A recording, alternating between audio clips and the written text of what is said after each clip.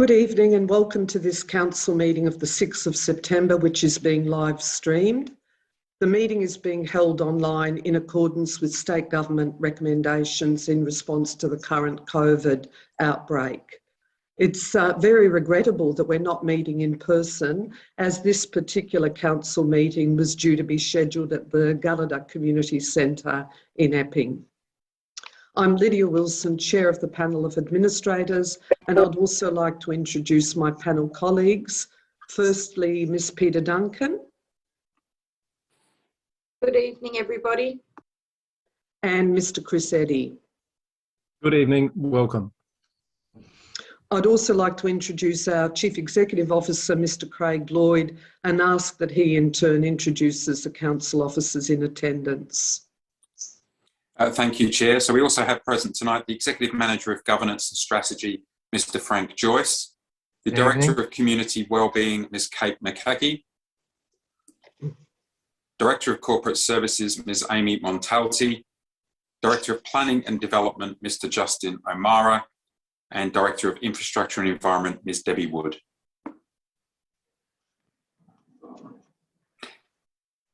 Almighty God, we ask for your blessing upon this council to make informed and good decisions to benefit the people of the city of Whittlesea. Our Father who art in heaven, hallowed be thy name. Thy kingdom come, thy will be done on earth as it is in heaven. Give us this day our daily bread and forgive us our trespasses as we forgive them that trespass against us. And lead us not into temptation, but deliver us from evil. For thine is the kingdom, the power and the glory forever and ever. Amen. I'm going to hand back over to the Chair of Council, Ms. Lydia Wilson. Thank you, Mr. Lloyd. On behalf of the City of Whittlesea, I recognise the rich Aboriginal heritage of this country and acknowledge the Wurundjeri Willem clan as the traditional owners of this place. I'd also like to personally acknowledge elders past, present and emerging. I note that all administrators are present. Just before moving into council business, I just wanted to make two brief acknowledgements of some major milestones for the municipality relating to major roadworks, traffic and congestion. Firstly, the really exciting news that O'Hearns Road interchange, including O'Hearns Road between High Street and the Hume Freeway, is now open to the community for all traffic, with only minor works that will be continuing on.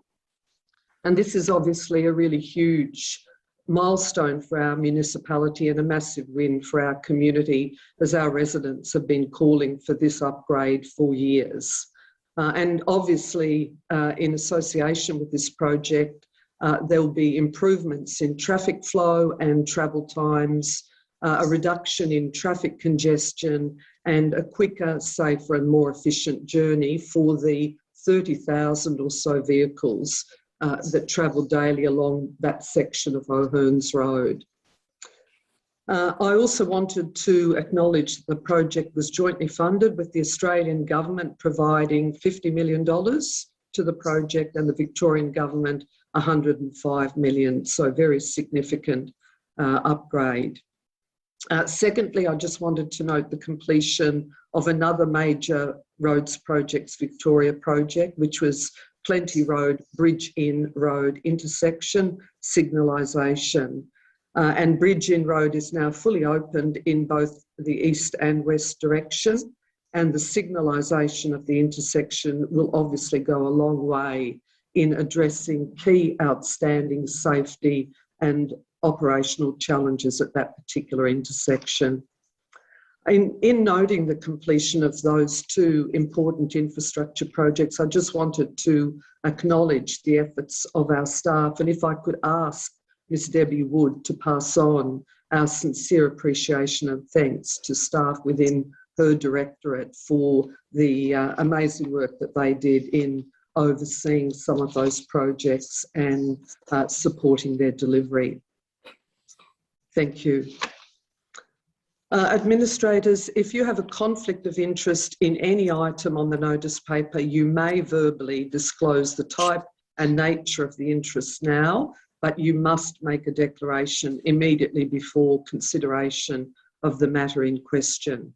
Are there any items for which you have a conflict of interest to declare? No, Chair. No, Chair. And I have no conflict.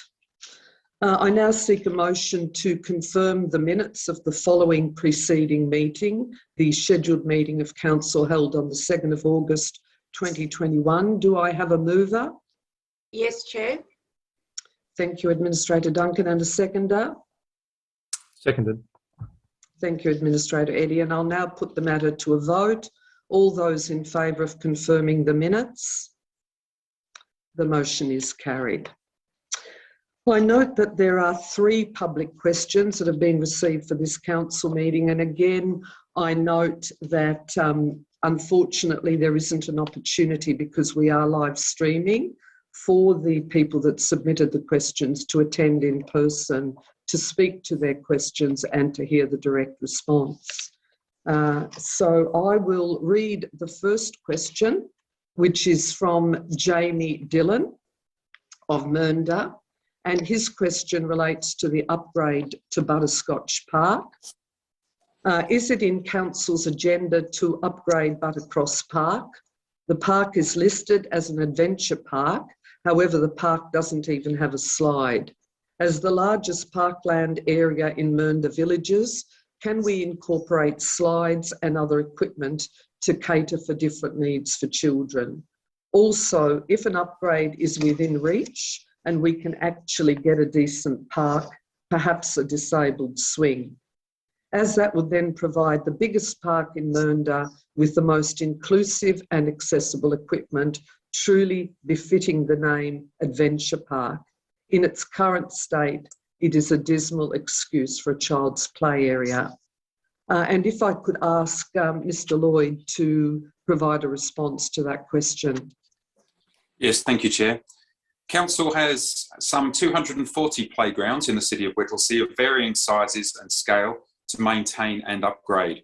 While many are local playgrounds, we have several that are more regional scale playgrounds, which have more equipment, such as the All Abilities Playground in Mernda and Granite Hills Play Space in Mernda, currently in the planning stages.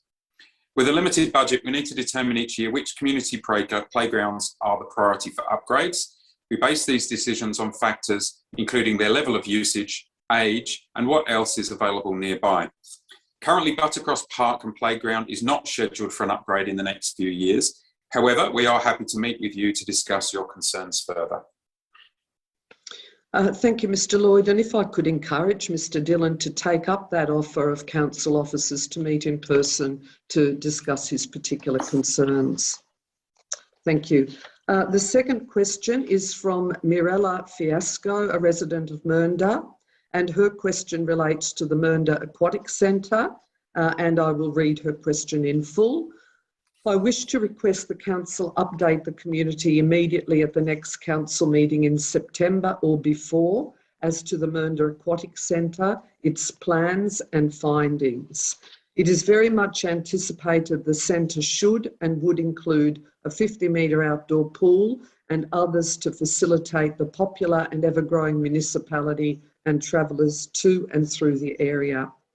Property sale prices have proven residents are still flocking to the area and paying large sums of money to secure their property regardless of its worth. Having lived in Mernda for 11 years and witnessing the continuous disruptive roadworks and proposals promised to be brought to the area, which no longer evidently houses only rural allotments, we would all like to see these proposals and plans come to fruition as soon as possible to reduce congestion in certain areas and provide multiple shopping and entertainment opportunities in our own community. It is a special community we live in and only want to see it grow and build up in purpose, to be inviting to the next generation in housing and employment opportunities, thus creating longer-term goals with respect to Mernda and Doreen and surrounding suburbs being more livable and more accessible to all amenities. And again, Mr. Lloyd, if I could ask you to provide a response to that question. Yes, thank you, Chair. We understand the community is anxious to hear more about the next steps in the Mernda Sports Hub project. We have been working hard behind the scenes on feasibility planning for the project, and that includes investigating lap swimming and an analysis comparing a 25-metre and a 50-metre pool. The findings of this work will be presented to a council meeting in the next couple of months, and then following this, we will develop a detailed business case to be presented back to council for final consideration early in 2022. Thank you, Mr. Lloyd. And our third public question comes from Kevin Ballam of Craigieburn, and his question relates to bike track connecting Quarry Hills. And his question is, when can local bike riders and walkers expect a formalised, safe and convenient route connecting Mernda and Wollert Epping North around the north of Quarry Hills? Again, Mr. Lloyd, if you would like to respond to that question. Yes, thank you, Chair. There are already 4.5 kilometres of tracks, paths and lookouts at Quarry Hills, but we have plans for more. We're going to continue the trails from Eagle Shelter in South Morang to Mernda and the future Granite Hills Major Community Park. This will provide continuous trail across 4 suburbs, Epping, Wollert, South Morang and Mernda.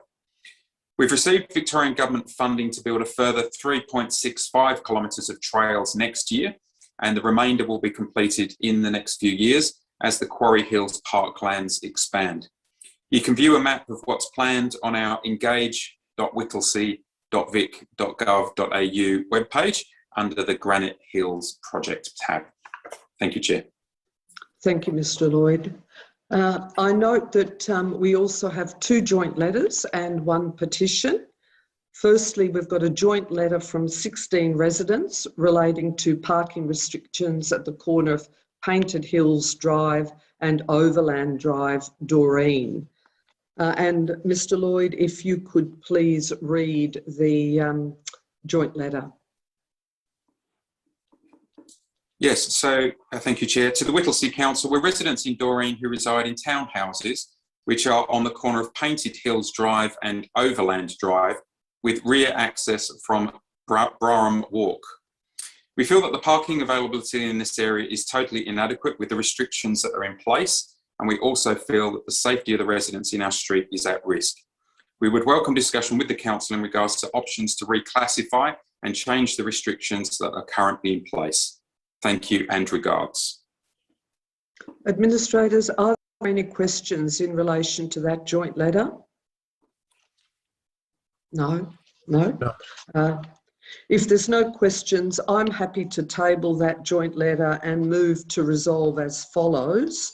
That Council receive the joint letter from 16 residents relating to parking restrictions at the corner of Painted Hills Drive and Overland Drive, Doreen, and request that officers present a final report and recommendations at the 8th of November 2021 Council meeting. Do I have a seconder to that motion? Yes, Chair. Thank you, Administrator Duncan.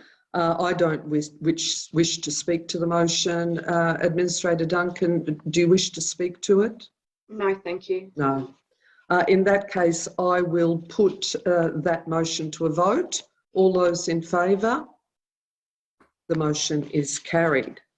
Our second joint letter is from 22 residents requesting Council seal the path in Tasman Park, Bundoora. Sorry, Mr. Lloyd, if you would read that particular joint letter. I'm just having a difficulty opening that attachment on my computer at the moment. Is Mr. Joyce able to assist? If he isn't, I'm able to read it. Could I suggest that I read that particular joint letter? The topic today, sorry, Mr. Joyce? Yes, my apologies. I was having some issues as well, so I appreciate if you can read it. I think it'll be safe, given a few little technical glitches, if I just read that. It is, as I said, requesting Council seal the path in Tasman Park, Bundoora, and the request reads, the topic today is a request from many neighbours regarding the path in Tasman Park, which is gravel and becomes muddy and slippery when it rains. On discussion with neighbours, I have decided that a request for a properly sealed surface path would be beneficial for all, not only for local residents and their children, but for hospital patients who park cars in Tasman Drive and Alto Close and use the park as a shortcut. In most cases, these people are elderly or have children and find it difficult enough without the muddy and slippery path to contend with. We have gathered signatures of residents to support this request. Your help will be greatly appreciated in this matter. Administrators, do you have any questions in relation to this joint letter? No, Chair. No. In that case, I'm also happy to table the joint letter and move to resolve as follows. That Council received the joint letter from 22 residents relating to sealing of the path in Tasman Park and request that officers present a final report on this matter and recommendations at the 8th of November 2021 Council meeting. Do I have a seconder? Seconded, Chair. Thank you, Ms Duncan. I'll put that motion to a vote. All those in favour? The motion is carried. We now have a petition from 47 residents requesting indented car spaces along Honeyeater Terrace, South Morang. And Mr Lloyd, are you able to read the petition? Yes, thank you, Chair. This one's okay. So we are requesting for indented car spaces to be placed in the street so that we can park our cars without causing issues to the road, potential accidents and disruption to Australia Post and garbage removals. And that's a petition by 47 residents of Honeyeater Terrace, South Morang. Thank you, Mr Lloyd. Do I have an administrator who is happy to receive the petition and move the recommendation? So I'll move that, Chair. And if you could perhaps just read the full recommendation, Ms Duncan. It's being projected. Yep, that Council received the petition from 47 residents relating to the request of indented car spaces along Honeyeater Terrace, South Morang, and officers present a final report and recommendation at the 8th of November 2021 Council meeting. Thank you, Ms Duncan. Do I have a seconder? I'm happy to second that, Chair. Thank you, Administrator Eddie. I'll put that motion to a vote. All those in favour? The motion is carried. Thank you. So that takes us into Council business and item 6.1.1 for decision 30 Silverwood Drive, Mernda Development Plan. And if I could ask our Director O'Mara to introduce this particular item. Thank you, Chair. And I would like to introduce Linda Martin-Chu, the Team Leader of Strategic Projects and Infrastructure, who is a senior author of this report, who's going to provide an overview of the report and also a summary of the recommendation as well. Thank you, Linda. Thank you. Thank you. And could I just request that the slide is taken down? Thank you. Thank you. This report recommends approval of the 30 Silverwood Drive Mernda Development Plan. The subject land is affected by a development plan overlay to enable its use and development for residential purposes. The development plan overlay was applied to the land in 2020 as part of a planning scheme amendment that apportioned 30 hectares of land for a vineyard, winery and function centre, 64 hectares of land that's been vested in council ownership as part of the Quarry Hills Regional Parkland, and approximately 15 hectares of land for residential use.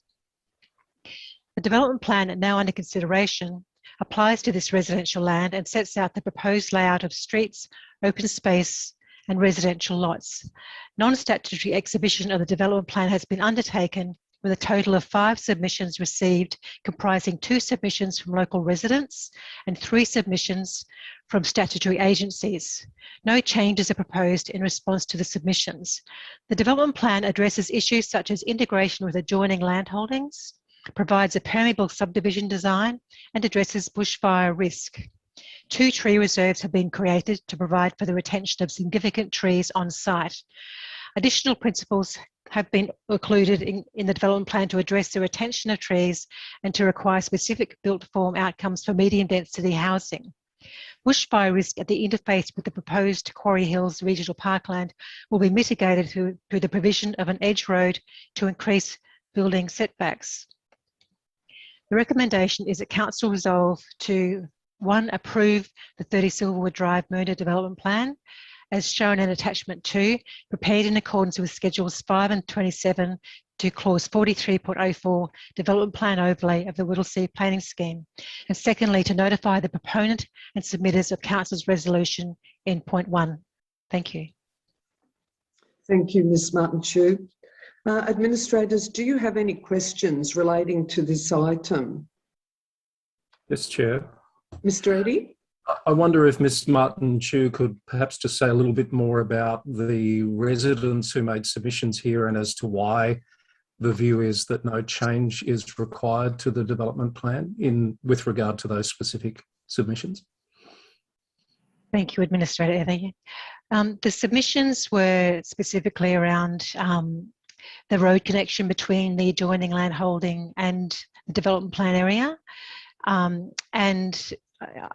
guess it does represent change to the area or the existing conditions, but also allows for additional permeability through the subdivisions and was always intended to be a continuation of residential development to the, I guess it was the east. Also, there were some concerns around having medium density housing in the development plan area, which I guess we want to provide a diversity of housing types. So we considered it was important to retain that feature of the development plan. There was some concerns around parking, given that the current street is a dead-end street, that would actually reduce parking availability. But there is actually going to be more opportunity to park in the continuation of that street, which is Clutha Drive that we're talking about. And that sort of summarises the submissions. I guess we just really had to accept that we had always intended to have this residential development continuing into this area. Thank you. Thank you. Any further questions? If not, do I have a mover for the officer recommendation for item 6.1.1? I'm happy to move that, Chair. Thank you, Mr Eddy, and I'm happy to second the item. Mr Eddy, would you like to speak to the item? Yes, thank you, Chair. I think as we've heard, this matter's been through a thorough process. The development plan needs to be in place before any subdivision or further development proposals can be considered, and I note there'll be an appropriate process to be followed for that.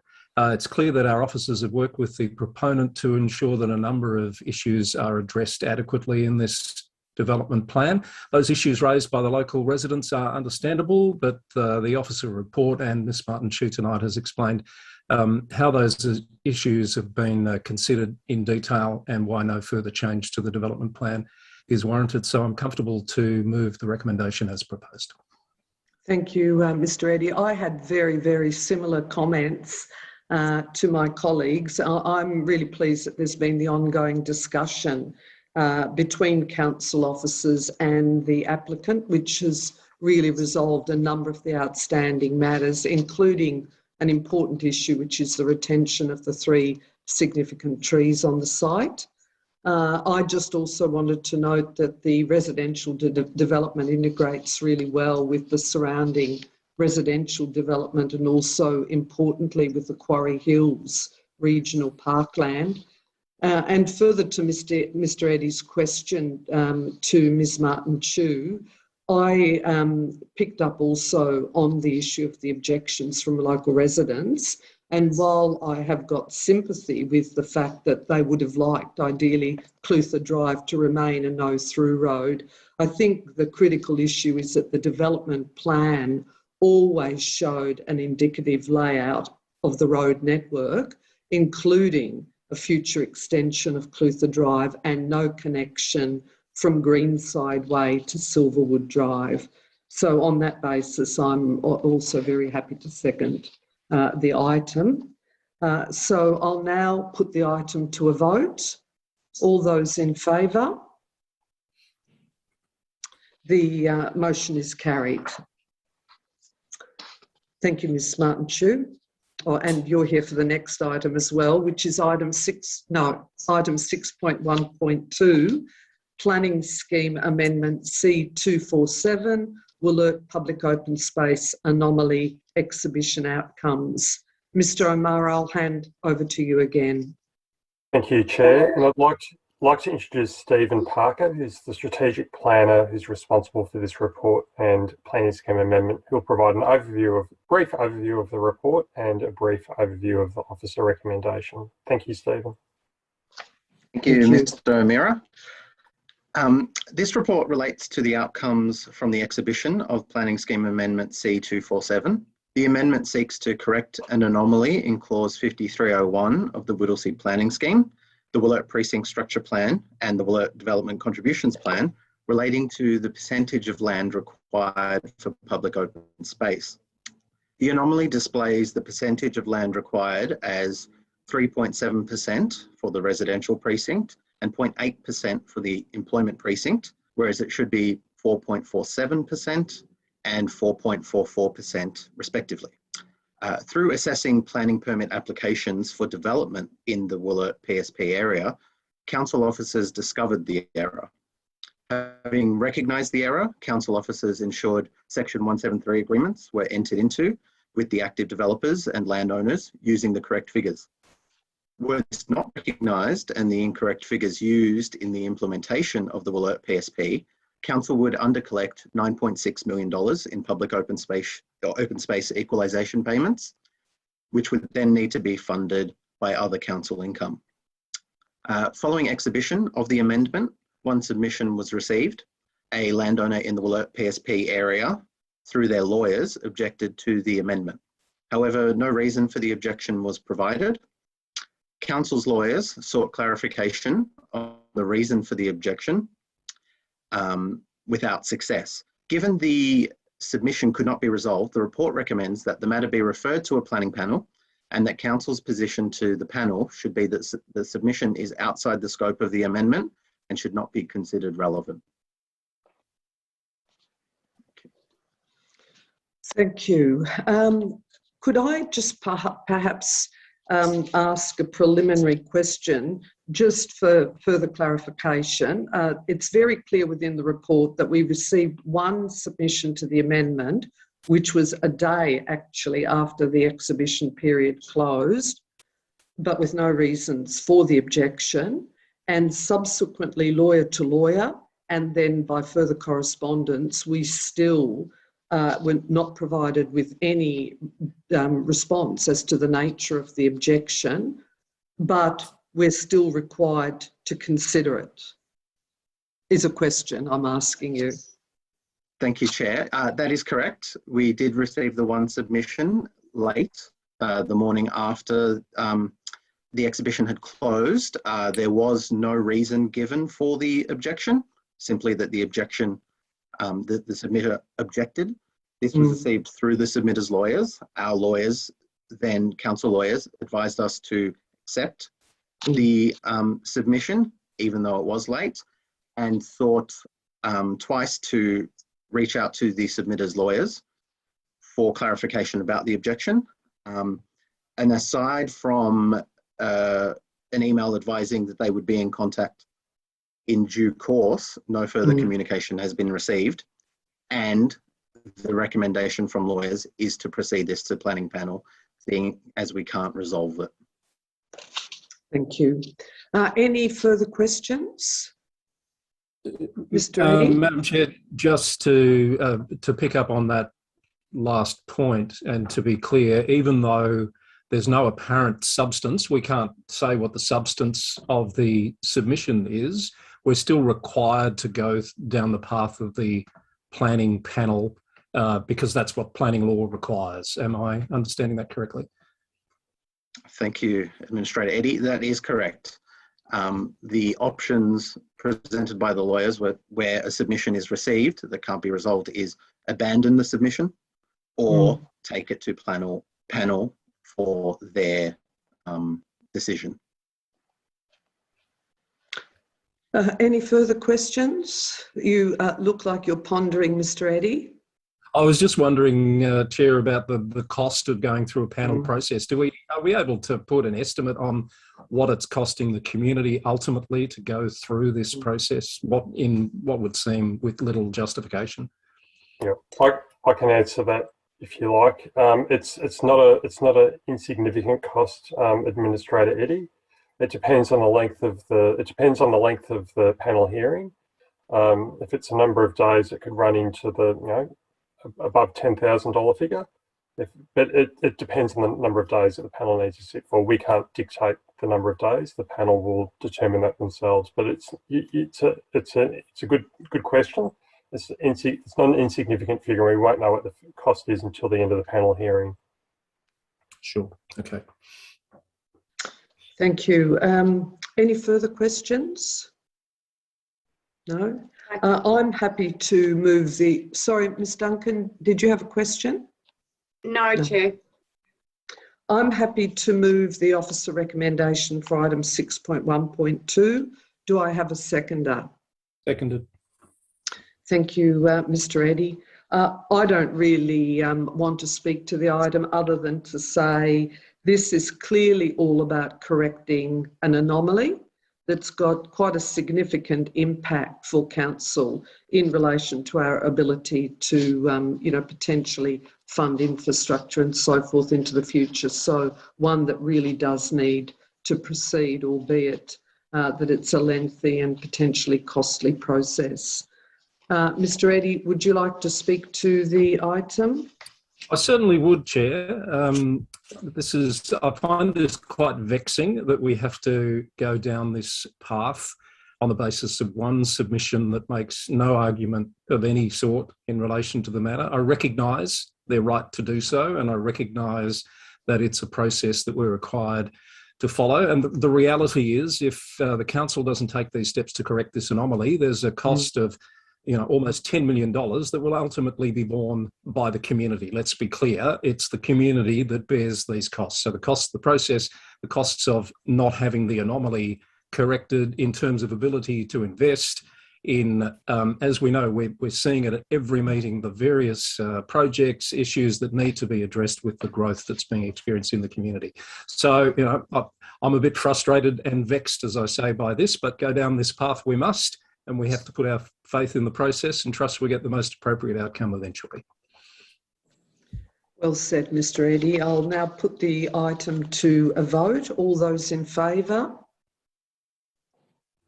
The motion is carried. Thank you. Item 6.2.1 for decision, planning application 719740, multi-lot subdivision, construction of dwellings, removal of native vegetation, alteration of access to a road zone category 1, partial demolition of a building in a heritage overlay and partial demolition of dry stone walls at 635 Bridge Inn Road, Mernda. And again, Mr. O'Mara, I'll hand over to yourself for an introduction. Thank you, Chair. And I'd like to introduce Nicola McGowan, the planner that is responsible for assessing this application and has written the report. Nicola will provide a brief overview of the report and officer recommendation. Thank you, Nicola.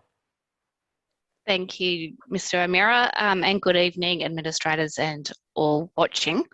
As outlined by Administrator Wilson, this is an application for a multi-lot subdivision at 635 Bridge Inn Road in Mernda. The subdivision is for 53 lots and the removal of 7 river red gums and some other vegetation, native vegetation, and as alluded to, the partial demolition of a heritage dwelling, as well as access to Bridge Inn Road, altered access. The demolition of the heritage dwelling is required because there was a fire there in 2015. So the rear of that building is to be removed, and they are proposing to restore that heritage dwelling and do a 2-storey additions and alterations at the back. And that has been assessed as something that would be supported by Council's heritage advisor, and certainly commended to the applicant for an assessment perspective that they've included this. As Council will know, the Hills Road Development Plan was adopted or approved in 2007 and did not include this heritage place. The heritage dwelling was included in the heritage overlay later in 2015. The development plan was not amended, but we have managed to retain that building as part of this development process.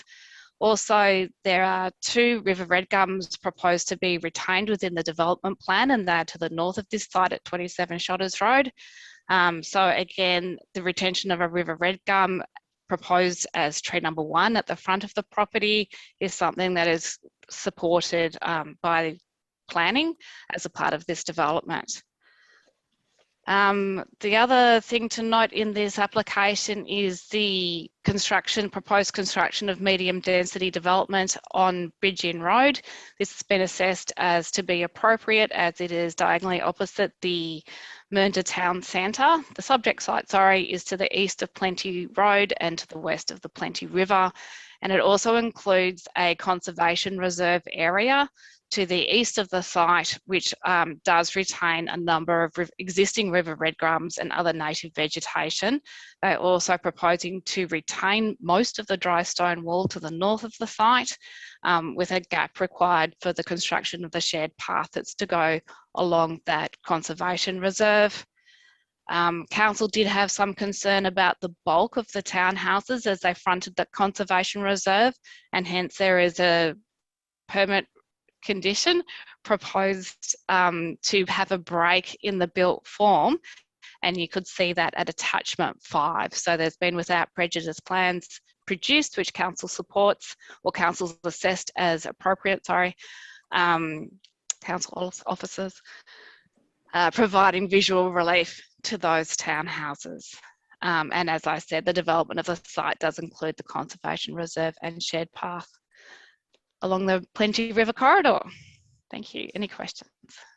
Thank you, Ms McGowan. I might just start off just to make it, to clarify the process in relation to this particular planning application. You talked earlier about the Hills Road Mernda Development Plan that was approved in September 2007. It's that development plan that broadly guides the whole redevelopment of the site in question, alongside other relevant council policies and overlays. And it was the development plan to which there's been community consultation previously. Is that correct? That's correct. Thank you. The Hills Road Development Plan was developed and approved in September 2007, as you said, and that is then adopted through the Development Plan Overlay, which is the Mernda Township overall. That was exhibited in early 2007, and 4 submissions were made. It was exhibited to all the landowners of that area, as well as to all the abutting properties. Council considered those submissions in May of 2007, required further responses, which were then considered in September 2007, which addressed those matters, and Council then adopted the Hills Road Development Plan. Because this application is generally in accordance with that development plan, it was not required to be advertised separately. Yep. Thank you, Ms McGowan. I think it's important to clarify that connection. And has the developer undertaken any specific consultation? Not specific consultation as such, but certainly the north-south connecting road, which is named Cockerell Road, is mostly on the land at 625 Bridgeon Road to the west, and partly on the subject site. So there's been a lot of consultation between those two property owners, and together they will deliver the conservation reserve to the east of the subject site. Also to the north of the subject site, which is 27 Shotters Road, they did consult with them and provided a quote even to that property owner for the construction of Burnside Way through their property. They didn't take that up, but they were certainly consulted about that project. Thank you, Ms McGowan. Any further questions? Mr Eddy? Yes, Chair, just to follow up to that, Ms McGowan, I'm assuming there's no statutory limitation on the time that can pass between the approval of a development plan and moving forward, as we're seeing now, 14 years later? That's correct. There is no time limit. There has been no changes to the planning scheme, which is the overarching tool that is used, or the, so because the DPO hasn't changed, this development plan remains relevant, and they are developing generally in accordance with that development plan. Because Chair Wilson raises a good point. After 14 years, there's been a lot of change in the community in that time, and a lot of people would be potentially impacted by the development that weren't around for that initial consultation. So I think it is worth noting that. Thank you. Any further questions? No. Okay, do I have a mover then for the officer recommendation for item 6.2.1? So moved. Thank you, Mr Eddy. And a seconder? Yes, Chair. Thank you, Ms Duncan. Mr Eddy, would you like to speak to the item? Thank you, Chair. As we've heard, we're being asked to approve a planning permit for a multi-lot subdivision, 53 lots at 635 Bridge Inn Road, Mernda. It seems to be the centre of activity around there at the moment, and with lots of things on foot. The report addresses all of those quite complex issues. I think it's another example of the issues this council needs to deal with on a daily basis as we accommodate this growth across the municipality.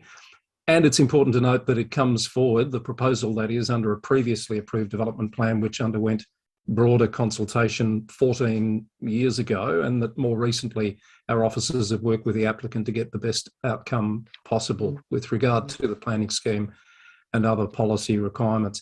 I would just note that the conditions that are being put forward on this take up about 34 pages of our agenda. So that underscores the complexity of this particular issue, but I'm happy to move that the permit be approved and issued as outlined in our papers.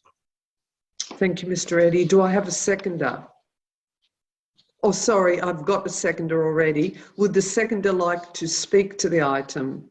No, I think Administrator Eddy's wrapped it up nicely in a bow there. Thank you. I'll then put the motion to a vote. All those in favour? The motion is carried. Thank you. Thank you, Ms McGowan.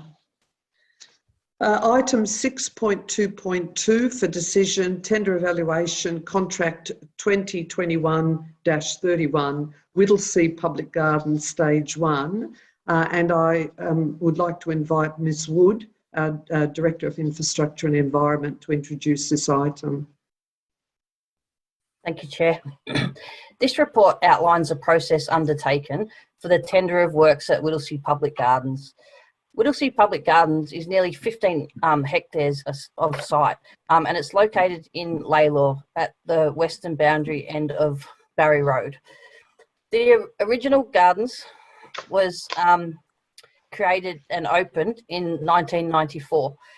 In 2004, the City of Whittlesea developed a master plan to guide further development of the facility at the gardens. And this was developed with a lot of input from the local community.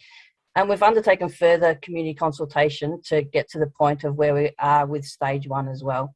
The purpose of this contract is to see stage 1 of the master plan commence. This will include a regional level playground facility, learn to ride circuit, a public toilet amenity building, which will include a changing place toilet facility.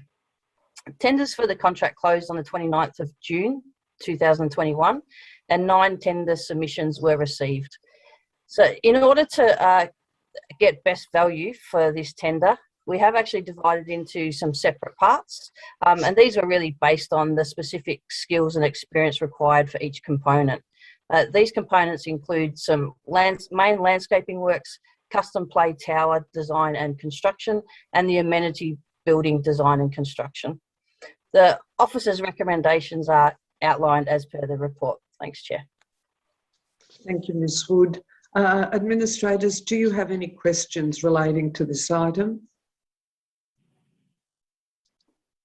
No. I'm happy to move the officer recommendation for item 6.2.2, and do I have a seconder? Delighted to, Chair. Thank you, Ms Duncan. I really just wanted to note that, as Ms Wood said, that this report and its recommendations actually relate to the tender award for construction of stage 1 of the Whittlesea Public Gardens Master Plan. So that's what we're actually resolving on this evening. However, as Ms Wood did, I can't let this opportunity go by without also just talking a little bit about the significance of what that will enable, because it is incredibly exciting. And it will see a really significant redevelopment of the park and the playground. And Ms Wood highlighted quite clearly that the playground is, the public gardens are actually in Laylaw. It certainly is going to be transformational for this particular very, very important and well-used piece of public open space that clearly has been a gathering place for the communities of Laylaw and Thomastown for many, many years, and hence that sense of starting to return the public gardens to their former glory. Ms Wood outlined the components of this particular stage, which are so important. And I just also wanted to note that the $2 million of council funding and investment into this stage of the redevelopment is also supported by a $2 million contribution from the Victorian Government. Perhaps just in concluding in my comments, I wanted to also acknowledge the extensive community consultation that has occurred in the development of the master plan for the Whittlesea Public Gardens. Ms Wood referred to the extensive input that has come in, but also the efforts, and I know that there's been some exhaustive efforts of our staff in relation to the development of the master plan and this particular component, which is obviously in relation to tender evaluation. And again, Ms Wood, I would ask you to pass on congratulations to your staff, because this is extremely exciting from my perspective. Thank you. Ms Duncan. Thank you. Ms Duncan. Thank you, Chair. I can concur with our Chair's comments just then. I think this is a fantastic initiative to redevelop this park. We did see photos of it in its former glory, and I think it's been much needed in the community now, and I know there'll be a lot of excitement in the community that this is actually happening. And I think we'll all just look forward to celebrating, you know, the rich heritage of the site and the reimagining of how this site is going to look, and really, you know, look after the residents of Laylaw and Thomastown, that where they can go back to, that's their meeting place like it used to be back in the day, so to speak. So I'm very excited to see this come to fruition, and you know, hopefully by mid-22 next year, that's not that long really, we'll also be having a skate park, dog off leash area, and the rock climbing wall and basketball courts and outdoor fitness equipment. So it's a great stage to go through and just return this back to the community to its glory. So well done, and I hope the community are excited about it. Thank you, Ms Duncan. Any further comments? No, Chair. Thank you. In that case, I'll put the item to a vote. All those in favour? The motion is carried. Thank you, Ms Wood. Item 6.2.3 for decision, Patterson Drive Community Centre amendments. And if I could ask Ms McCaughey to provide a brief introduction and overview of this report. Thank you, Chair.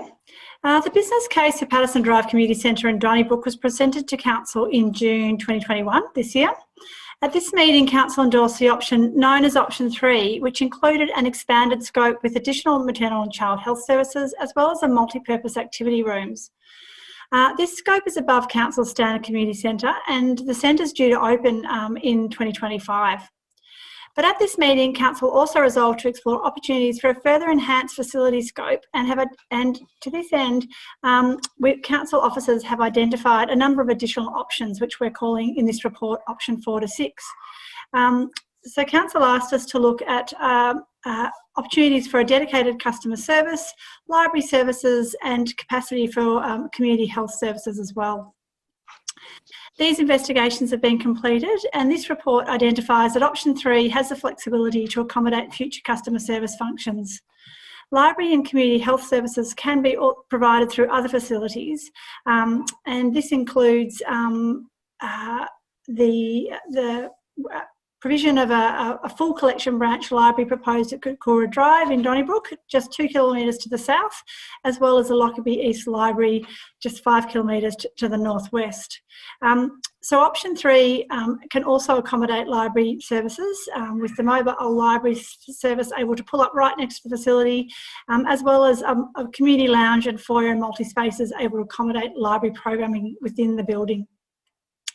In terms of community health, some community health services can be situated within the maternal child health suites, which are going to be expanded as per the endorsed option. Plus, discussions with the estate developer has confirmed their intention to deliver floor space through commercial development to accommodate health services in the longer term within the precinct. Hence, the recommendation is for Council to proceed with Option 3, as this option will still provide customer service provision and space for community program, and ensures Council can deliver on the planned scope of future community facilities within the area. And the recommendations are as read. Thank you, Chair. Thank you, Ms McCaughey. My apologies. Administrators, do you have any questions relating to this item? No, Chair. Ms McCaughey, can I just be clear that the original Option 3 did not necessarily include the dedicated customer service, but the Option 3 that you're proposing has indicated that in fact the customer service component can be incorporated within that Option 3? Yes, Chair, that's correct. We believe that we'll be able to accommodate the customer service function within a fairly generous community foyer. So definitely, we think it'll be really complementary to that facility. Thank you, Ms McCaughey. Do I have a mover for the officer recommendation for item 6.2.3? Yes, Chair, I'm happy to move this item, but with alternative parts 1 and 2. I don't know if we've got those on screen. So the alternative resolution is that Council resolves to support, number 1, support the business case for Patterson Drive Community Centre Option 3, as endorsed at the 1st of June 2021 meeting of Council, including an expanded maternal and child health service, 3-room kindergarten and community spaces, 3 multi-purpose activity rooms and Council customer service facility. Number 2 is note the findings described in this report, including information on the feasibility and costs associated with providing other services at the site, such as an expanded library and community health, options 5 and 6, but not pursue these options any further. Thank you, Ms Duncan. Do I have a seconder? Seconded. Thank you, Administrator Eddy. Would the mover like to speak to the item? No, thank you, Chair. Mr Eddy, would you like to speak to the item? Just briefly, Madam Chair, I'd like to thank the officers for the level of effort and the rigour that's gone into considering all the various options here. You know, this project is still 4 years away from being delivered. It's got a significant price tag on it. Administrators prior to my arrival, and since, this is the second time it's come forward since I've been here, have just been really keen to make sure we're meeting the right level of need for that growing community. So thank you for the work that's gone into that. Happy to support the motion as put forward by Administrator Duncan. Not sure whether Administrator Rudy or Administrator Clancy were trying to vote a little bit early, but Administrator Clancy. So happy to support. My apologies. Thank you. Could I just echo that comment? I think it's really great that we're at the point we are where we're again endorsing option 3, but that in fact we can be confident that the dedicated customer service provision will be able to be accommodated through that option 3. So on that note, I'll put the item to a vote. All those in favour? The motion is carried. Thank you, Ms McCaughey. Item 6.2.4 for decision, planning application 719795, construction of 3 dwellings at 71 Thomas Street, South Morang. And over to you, Mr O'Mara, to introduce council officers or provide the opening for this item. Thank you, Chair. I'd like to introduce to you Sammy Zhu, the planner that was responsible for assessing this application as the author of this report. Sammy will provide a brief overview of the report and officer recommendation. Thank you, Sammy. Thank you. Thank you. Thanks for the introduction, Mr. O'Mara. I will now provide a summary of this council report. The proposal seeks an approval for the construction of 3 double-storey dwellings at number 71 Thomas Street, South Morang, for a mix of 2 and 3 bedroom units. The subject site is a residential property located on the western side of Thomas Street, approximately 400 metres west of Plenty Road.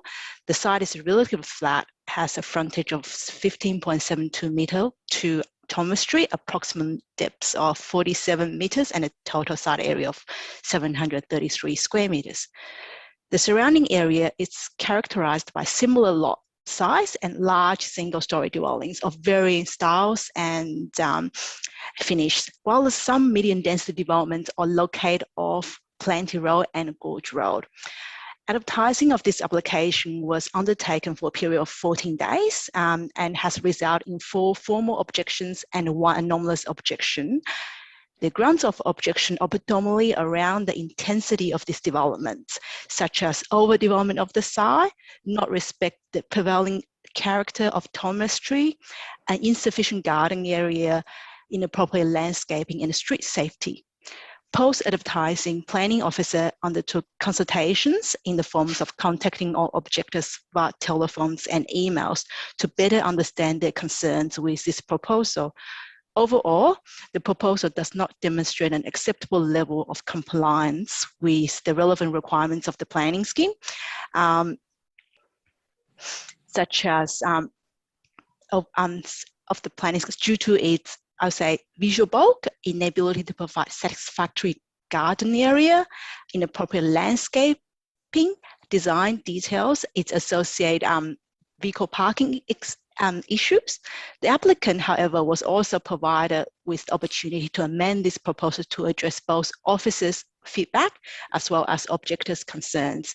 The design response, however, was not amended at the conclusion of this consultation period to appropriately address those issues raised. And the recommendation planning officers have put forward today, it's based on the advertised plans. In conclusion, the refusal of the application will ultimately ensure that existing and preferred neighbourhood character of this immediate area is protected from unacceptable median density proposal, while also ensure that the future residents of any future median density development would be subject to appropriate levels of amenity. Thank you, Chair. Thank you, Ms. Zhu. Administrators, do you have any questions in relation to this item? No, nor do I.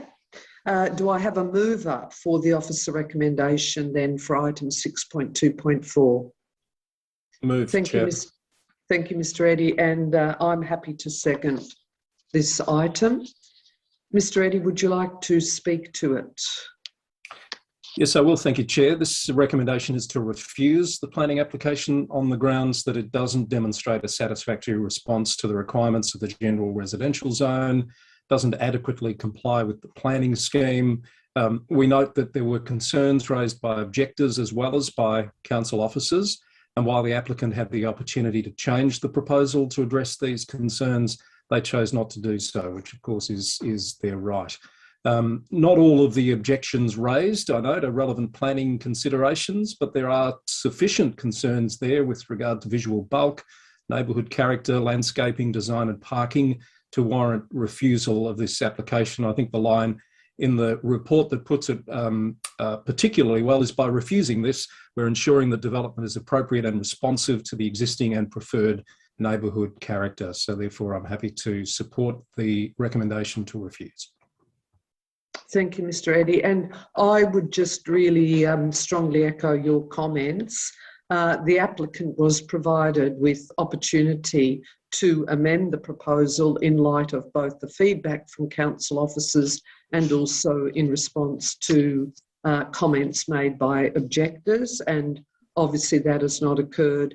And then secondly, I think both the report and the introduction to the report today clearly highlight that there's quite significant non-compliance in relation to the planning application relative to the Whittlesea planning scheme in lots of fundamental areas such as neighbourhood character and some of the design principles and so forth.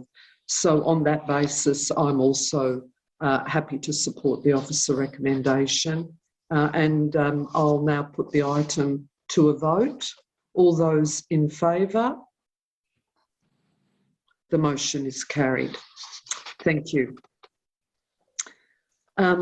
Item 6.2.5 for decision, planning application 719034, redevelopment of existing community outreach and counselling centre, Anglicare at 8 to 10 Hurdle Street, Laylaw.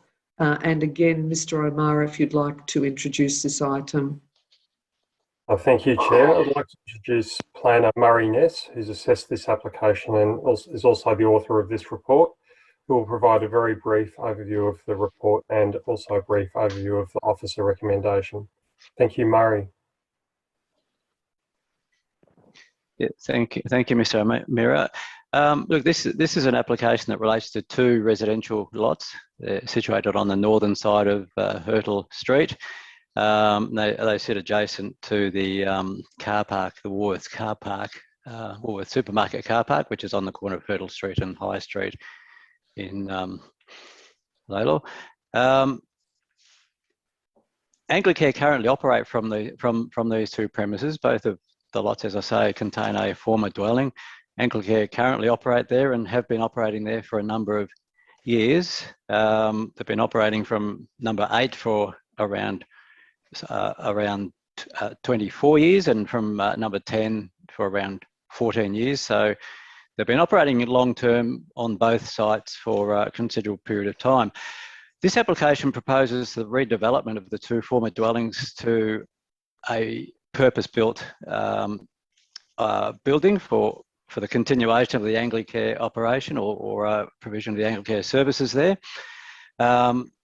It builds a single-storey, as I say, purpose-built building across the two sites. It is set back from the frontage a similar distance to a standard residential setback.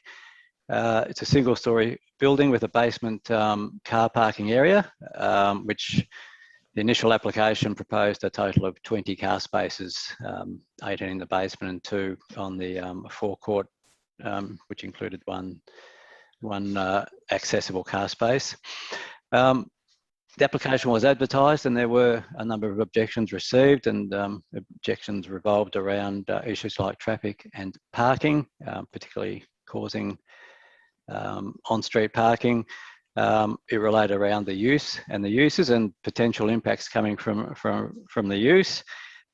It talked about the building itself being non-residential in style. There was they were the main causes of objection or reasons for objection. We have recommended approval to this application, and I note a couple of things in that respect. The building, while it's not residential in style, it is single story and it is has similar setbacks to residential buildings. And our understanding or our assessment of it is that it provides an appropriate built form for the uses being carried out there, and it's also an appropriate in the context sitting between the Woolworths supermarket car parking area building and the loading bay, which sits next to number 8. Parking was one of the issues that objectors raised, and this application proposes quite a substantial increase in parking from what is currently on site. So what's currently on site is around 8 spaces informally. This would propose around 20, and we have included a condition to require that to be 24 based on feedback from the applicant who sought to try and increase the parking spaces in part to address some of the causes of objection. There's also other conditions proposed which talk about a tree management plan to ensure retention of the trees in the front setback as far as possible. There's a car parking management plan condition proposed which will seek to balance the staff numbers on the site at any one time with the parking availability and provides that level of I suppose, feedback and ongoing contribution to keeping the car parking relevant in terms of number of people in there. There's also a waste management plan. So on-site car parking can be, on-site waste would be collected, or waste collected on-site by a private contractor. And one of the other issues that the objectors raised was potential impacts coming out of construction during construction, and there is a site management plan also proposed in the recommendation to minimise any adverse impacts coming out of the construction of the development. So, subject to appropriate conditions, which we believe are proposed, recommendation is for approval of the application accordingly. And I'll note in that it's more of a transition of retaining the existing use, but redeveloping the site to provide a better basis for the ongoing provision of the Anglicare services. And much of those uses are carried out off the site in any event, so they've sort of got a fairly probably the majority of the uses are carried out on an outreach basis, not on the premises but off the site. Thanks Murray, for that great summary. Thank you. Thank you, Mr. Ness. That leads beautifully into my questions. I've got a couple of questions, if I could. It's really clear from both the briefing that we've had, but also the detail within the report, that Anglicare has operated across the 2 sites for a long period of time, 24 years on one side and 14 years on the other. But I wonder if you can just again clarify whether the hours and specific services across the 2 sites, how they compare to the current provision. Chair, may I ask Mr. O'Mara to answer that one? Sorry, sure. Sorry, Mr. O'Mara. That's all right. Thank you, Chair. Look, as Mr. Ness just mentioned, there's no proposed change to the use. It's a continuation of the current community-based services that Anglicare currently provide out of the 2 buildings in a new building that's proposed. There's no proposed change of use. It's a buildings and works application in the main. In terms of hours of operation, the services currently have core hours of operation Monday to Friday, 9 a.m. to 5 p.m. And there is some out of hours evening sessions they hold from 5 p.m. to 9 p.m. It's proposed as one of the recommendations to condition that so that there is actually even more certainty around those hours of operation than what currently is provided for under the current arrangement. So Yep. Thank you, Mr. O'Mara. That clarifies that well. And could I just ask a secondary question again, Mr. O'Mara? I note that there obviously have been a number of comments and objections regarding traffic congestion and parking provision. But what I've heard and what I've read within the report is clearly that the net position in relation to parking provision is actually quite a significant increase in parking. So my calculations is it's an actual net increase in parking of 16 parking spaces with particularly the underground car parking. Yes, that's correct. In fact, Mr. Ness has mentioned that parking was a substantial issue the objectors raised. Yeah. And the officer recommendation is that proposed parking provision of 20 car spaces in the basement actually being increased further to 24 spaces. To 24, yeah. Yeah, which we believe can be accommodated within the basement and expanded basement area. So that's one of the proposed conditions. Thank you. Thank you for that. Any further questions, administrators? Mr. Eddy? Thank you, Chair. Mr. O'Mara, are we aware over that 24 years or so of any complaints or concerns being raised by the community in relation to the existing operation? No. Good question, Administrator Eddy. None that have resulted in any enforcement action being undertaken that's put a stop to the use. As Mr. Ness outlined, those existing buildings are being used for this purpose for a number of years now without any need for enforcement action to be undertaken. So, in a word, no. Is it possible, I guess I'm asking you to surmise here, that the nature of the use has been such that the immediate community in the vicinity hasn't been aware that it's been there, operating out of a couple of residences? I wouldn't necessarily say that. I think that the residents that live in the local street, they would understand that residents have been used as as dwellings by people living in them on a day-to-day basis. Has been used for the Anglicare purposes. It is visible that to be used for that purpose. So no, I wouldn't. I think that the residents on the street would be aware that Anglicare have been occupying those buildings for some period of time. Okay, thank you. Thank you. Any further questions? No, thanks. Do I have a mover for the officer recommendation for item 6.2.5? I'm happy to move that, Chair. Thank you, Mr. Eddy, and I'm happy to second it. Would you like to speak to the item, Mr. Eddy? Just to summarise, as we've heard, these two properties have been operating as a base for community outreach and counselling services, vital services, might I add, that are greatly needed in the community for 24 years from one and 14 years from the other. The proposal simply replaces those dwellings with a purpose-built single-storey building, which, as Mr. Ness has pointed out, backs onto a supermarket, car park and loading bay. The existing use, which from what we've heard tonight has occurred with little or no negative community impact over 20 years, would continue from the new building. The main objection seems to be in relation to loss of on-street parking. Those concerns would appear to be unwarranted given the inclusion of a basement car park with 24 spaces.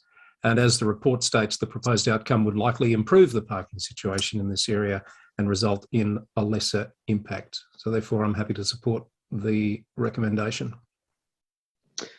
Thank you, Mr. Eddy, and you've also really covered extremely well the comments that I was going to make, which really relate to the fact that Anglicare has been at the site for so long across the two sites and has been operating services for many, many years. And secondly, in relation to the enhanced parking provision. So on that basis, I'll put the item to a vote. All those in favour? The motion is carried. Thank you, Mr. Ness. Thank you, Chair. Item 6.2.6 for decision, draft domestic animal management plan 2021 to 2025. And Mr. O'Mara, I will hand over to yourself again. Thank you, Chair. I'd like to introduce Debbie Blandford, our Manager of Compliance and Environmental Health, who will provide an overview of the report and office recommendation. Thank you, Debbie. Thank you, Mr. O'Mara. The draft Domestic Animal Management Plan outlines Council's proposed initiatives relating to dogs and cats for the next 4 years, and all Victorian councils are required to prepare this plan and submit it to the state government. It's a really important plan. The City of Whittlesea is home to over 25,000 registered animals, which means the effects of what we're proposing are quite wide-reaching. And the aim of the draft plan is to balance the benefits of pet ownership, including physical health, mental health, and companionship, with ensuring that both pets and people can live safely together in our municipality. As you'll see in the draft plan, there's a number of activities proposed for the next 4 years, and there's a particular focus on cats. Some of the items to note include engaging with our community about introducing mandatory cat desexing for all new cat registrations, not cats that are already registered, and also engaging with our community about the potential to introduce a cat curfew, which would require cat owners to ensure their cats are contained to their property the same way that dog owners do now. We also want to explore discounted pet desexing programs and animal registration options for our community, and lead a range of education initiatives, including holding an annual pet event and promoting responsible pet ownership through social media. The draft plan has been prepared following community engagement that occurred earlier this year, and we partnered with Moreland City Council and the City of Darebin, who are our Epping Animal Welfare Facility partners, to conduct that engagement. And you'll see that a number of initiatives in the draft plan are also proposed to be completed in partnership with these two councils. The community engagement that we held earlier this year included an online survey, 9 pop-up stalls in the City of Whittlesea and others in the other 2 municipalities, and also interviewing 10 major stakeholders in the local animal welfare industry.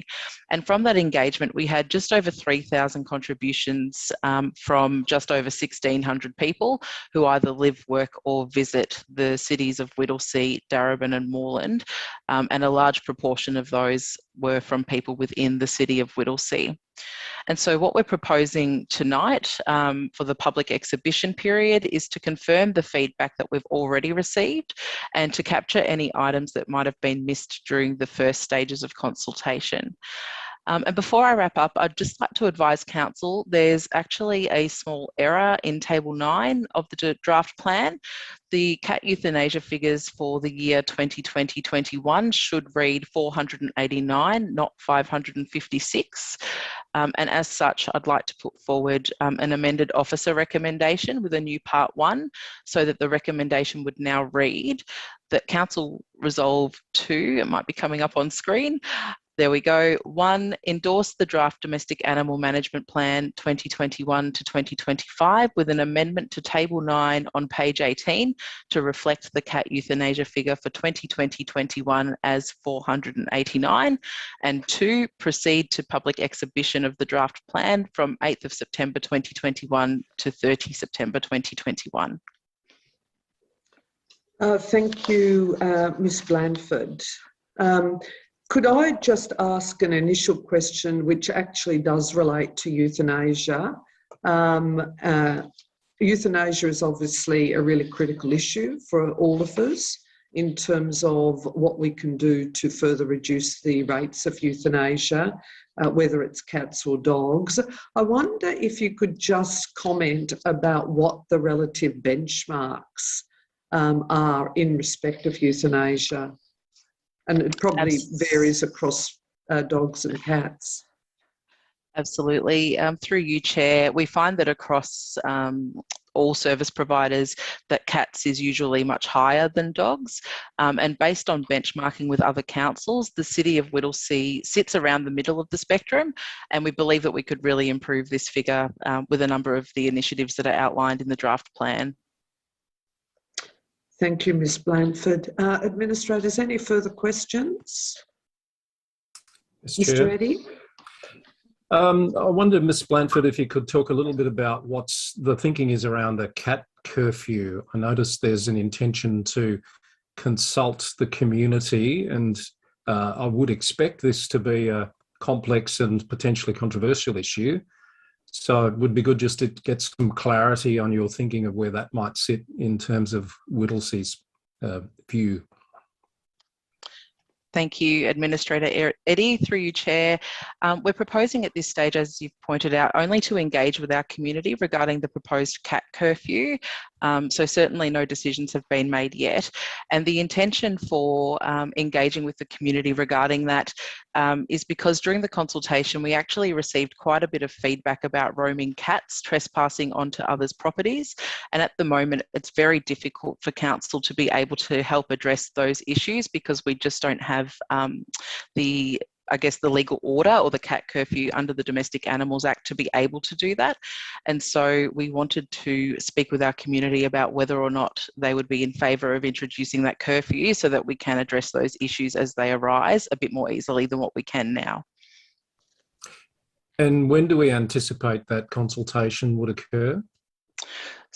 Thank you, Administrator Eddie. At this point, we are anticipating that we'll engage the community about the proposed cat curfew and the mandatory cat desexing at the same time in March 2022. This will allow enough time to finalise the draft plan that you've got before you tonight, and it also takes into account the summer period when we know that a lot of our community usually like to take a bit of a break, so we'd prefer to wait and engage at a time when people are available. Thank you. And I think Mr. Lloyd might have wanted to make an additional comment. Yeah, thank you, Chair. I was just going to add to Ms. Blandford's comments there that the scope or the scale of the cat curfew is yet to be determined. I think that's really quite an important point, that there's various options. If you look what other councils have done, that they range enormously in how strong the controls are, and that will be part of the engagement work that we'll be doing. Thank you. Thank you, Mr. Lloyd. Ms. Duncan. Just to Ms. Blandford, if there's a cat curfew to be introduced, and I know we're consulting on that shortly, how would you police that? Like, how would we police that? Sorry, through you, Chair. Thank you, Administrator Duncan. It would be policed with our animal management officers, but it does require a whole range of things to happen. It's not effective just on its own, and we've seen that at other councils. So it needs to be partnered with things like cat trapping programs, so increasing our cat trapping, education of the community, and also partnering with our community where there's a complaint, I guess getting some assistance from the community regarding being able to provide evidence. So for example, if somebody's got CCTV at their house or can put a cat trap in their yard, that would help us to police that. And the idea would be to educate the cat owner regarding trespassing and being able to keep the cat on their property before we'd undertake enforcement. Thank you. Thank you, Ms. Blandford. Any further questions? No. I'm happy to move the new officer recommendation for item 6.2.6, which was reflected on the screen earlier, which is really what was previously in the documents, but with an amendment to table 9 to reflect the cat euthanasia figure, the correction there, and obviously proceeding to public exhibition of the draft plan. And in so doing, I note that what we're really doing is just going out on public exhibition in relation to the draft plan and the very sensitive and complex issues regarding cat curfew and cat desexing will be the subject of separate community consultation. So I'm happy to move that way. And do I have a seconder? Seconded. Thank you. Thank you, Administrator Eddie. I'm just wanting to perhaps make a few comments because I think Ms. Blandford did a pretty comprehensive overview in relation to the report and the draft domestic animal management plan. It's obviously a requirement for all Victorian councils that we've got to update our DAMP every 4 years to obviously reflect changes in community priorities and also changing practices, best practice in animal management. And there's that recognition, and I think Ms Blandford painted that picture well, of the importance of pets in our lives, and I'm testament to that. And I think everyone in attendance today would have heard my pets and how important they are, but also the importance of responsible management. So we're asking now for further feedback in relation to the draft DAMP. And Ms Blandford noted really well the fact that there had been extensive community consultation to get to this point, and noted the 3,000 comments, pieces of feedback that have been received across the three councils, many of which were in Whittlesea, from 1,600 people. So obviously it's a really important issue for so many of us. There's clear evidence from neighbouring councils that certain of the recommended directions that we'll be further pursuing, whether it's desexing of cats or other initiatives, have got really positive impacts on cat behaviour and reducing stray cat population. And I look forward to hearing back the further comments in relation to the draft DAMP and the further community consultation that will be undertaken over the forthcoming months. Mr Eddy. Thank you, Chair. I support those comments. Not a lot to add other than this is, I think, an example of some really comprehensive community engagement that's already occurred, and another opportunity for the community to look at what we've heard, what we've put into this very important document, and let's just make sure we haven't missed anything before it comes back for final approval. I just want to underscore, we've talked a bit about cat curfews. This is not about introducing a cat curfew, and there's been no decision made in relation to that. I think it's a cautionary tale that some other councils, there's another Metro Council that's deferred the introduction of a cat curfew for another 6 months because it's such a complex issue to manage, with behavioural change required and significant time needed in the community to prepare for such a thing. So it's not a decision that would be made lightly, and we really need to understand what the community thinks about it first and foremost before we even start to think about whether that might be appropriate for Whittlesea. So I think it's really important to say that is just not something that's on the table at this point in time. And don't let that stop you engaging with what is a very important document in front of us now in our domestic animal management plan. Thank you, Mr Eddy. Any further comments, Ms Duncan? No. Just before I put the item to a vote, I omitted to say that I think it's really important that there are the partnership approaches across councils, and Ms Blandford noted, and it's well reported on in the report of the DAMP, that there's been work across Whittlesea, Moreland and Darebin, and that partnering approach where we can learn from best practice across councils, I think is really important. So I also acknowledge that approach. I'll now put the item to a vote. All those in favour? The motion is carried. Thank you. Thank you, Ms Blandford and Mr Mason. Item 6.2.7 for decision, investigation into leasing 1F Ashline Street, Wollert for affordable housing. Mr O'Mara, over to you again. Thank you, Chair. I'd like to introduce Joanna Stubbings, our Social Policy and Planning Officer, who's the lead for this initiative and the author of this report. Joanna will provide a brief overview of the report and the Office recommendation. Thanks, Jo. Thank you, Mr O'Mara. Thank you, Chair, and good evening, everyone.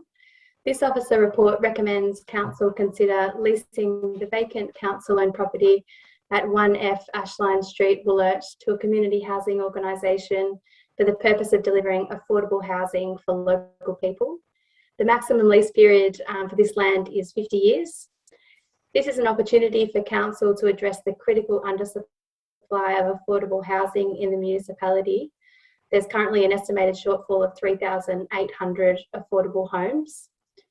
Extensive community consultation shows affordable housing or housing affordability is a significant issue in the City of Whittlesea. Many households on lower incomes are unable to afford rental properties, and there's a high proportion of households experiencing housing stress. Affordable housing is for households with very low to moderate incomes. It provides housing for vulnerable people as well as key workers with low incomes whose jobs are essential to the functioning and livability of our city. For example, childcare and aged care workers, hospitality and retail staff, service industry staff and delivery personnel. So the lease of this property would deliver additional affordable homes in Woolert, which currently has no affordable rentals for households with very low incomes and very limited access to affordable housing options. So this proposal is very much focused on providing local housing for local people. The property is approximately 5,000 square metres. Originally, Council had planned to build the Woolert East Community Centre on the site, but the centre has since been moved to the neighbouring Woolert East Primary School site. And as a result, the property is vacant and already zoned for general residential use. The proposal to lease the property as opposed to sale means it would remain in public ownership into the future, as well as delivering significant community benefit during the lease period. So the proposal responds to Council's commitment under our social and affordable housing policy and Whittlesea 2040 community vision to deliver livable neighbourhoods. The report recommends that Council undertake a process of engagement to seek community's views on this proposal. The consultation would be in accordance with Section 115 of the Local Government Act and aligned with Council's community engagement policy. The outcomes of the community engagement would then be presented at the December Council meeting to inform the decision on whether to proceed with the lease of this property to a community housing organisation. Thank you, Mr. O'Mara, and thank you, Chair. Thank you, Ms Stubbings. That was a comprehensive overview of this report. Administrators, do you have any questions in relation to this item? Yes, Chair. Just to Ms Stubbings, can you just confirm when consultation will commence? Yes, if Council decide to proceed with this recommendation tonight, we can commence the consultation tomorrow and run the consultation until the 10th of October. Okay, thank you. Thank you, Ms Stubbings. Do I have a mover for the officer recommendation for item 6.2.7? Yes, Chair, I'd like to move this. Thank you, Ms Duncan, and I'm happy to second the item. Ms Duncan, would you like to speak to it? Yes, please.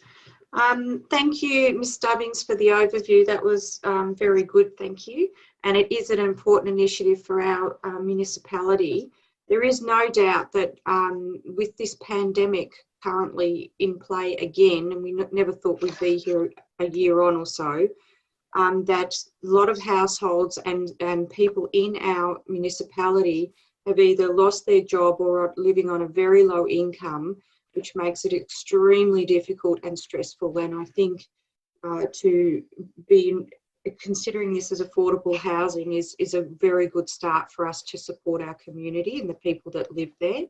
So I'm very pleased that to know that we will be seeking feedback from the community, and I think it's important to everyone that's watching us tonight to give your feedback into the community about what we're proposing to do here. I think in my notes here, I understand that if we pass this resolution tonight, the consultation will go until the 10th of October. So that's, you know, a good chunk of time for people to have their say.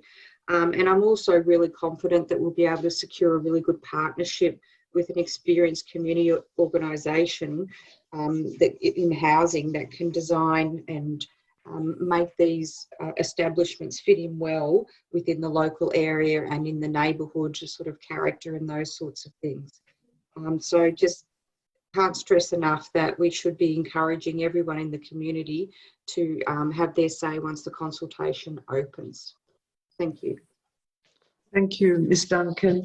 I just want to make a few additional comments, or they may actually be stressing points that were very well made by Ms Stubbings already. And I think there's that key point about this proposal is really about local housing for local people. And I think that Ms Stubbings gave the overview of our population profile and the nature of the sort of people who might be eligible for affordable housing. Also the fact that we know that we've got a large gap in relation to the provision of affordable housing, and also a great need. We've got a shortage of some 1 in 5 of our population being on low incomes, and 3,800 households that would be potentially requiring this sort of housing. We've also had really clear signals from our community through some of the other community consultation processes, including the development of our council plan, that this is a really important issue locally. I just really wanted to conclude by saying council has got a key role to play in stimulating affordable housing, whether it is on our own land, whether it is in encouraging developers to provide affordable housing, or working with the state government. And it's got to be a multi-pronged approach to address this issue. And we will continue to be strongly advocating in general in support of adequate affordable housing provision. Mr. Eddy, did you want to speak any further? Yes, please, Chair. I want to support the comments that you've made and Administrator Duncan has made. Affordable housing is such an important topic right now. I think every council in the developed world, actually, not just in Australia, is grappling with this. I note that need of 3,800 households. This, whatever happens on this site, is just a drop in the bucket, of course. So there's so much more that needs to be done. I just thought it would be worth pointing out that at the moment, the consultation is about the leasing of the land for this purpose. That will need to come back to us for further consideration, and what actually happens on the land ultimately, should we proceed past that point, is going to be subject to a lot more planning and work and further consideration by the council. So it's really just the first step on a very important but detailed and complex journey. So I look forward to that coming back to us, I think, later in the year. Thank you, Mr. Eddy. And can I now put the item to a vote? All those in favour? The motion is carried. Thank you again, Ms. Stubbings. Thank you, Chair. Thank you. Item 6.4.1 for decision contract 2021-65 Lorimer Reserve West Oval upgrade. And Ms. Wood is ready to provide a brief overview of this report. Thank you, Ms. Wood. Thank you, Chair. This report outlines the process undertaken for the tender of works at Lorimer Recreation Reserve in Doreen. The purpose of the contract is to undertake an upgrade of the West Oval at the reserve. The existing oval is poorly drained and the general condition of the sport surface is substandard. So due to ongoing issues with the surface, a concept design was undertaken for the upgrade of the oval. Consultation was also undertaken on this design with all stakeholders, and some adjustments were made after the feedback was taken into consideration. We will also keep all stakeholders well informed as the works progress, and the sporting clubs will be closely involved in the stage reuse of the sports field as a new turf surface establishes. The proposed works include the installation of new drainage and irrigation, a new cricket wicket, a new turf surface, fencing, coaches, boxes and path connections. Tenders closed on the 13th of July 2021 and 4 tender submissions were received. The officer's recommendations are outlined as per the report. Thank you, Chair. Thank you, Ms. Wood. Administrators, any questions to Ms. Wood? Mr. Eddy? Yes, Chair. Just to be clear, I think you said the works are starting soon, but I just wonder if you could just talk about the timelines. How long will this project take, and when can the community be expected to be using the upgraded facilities?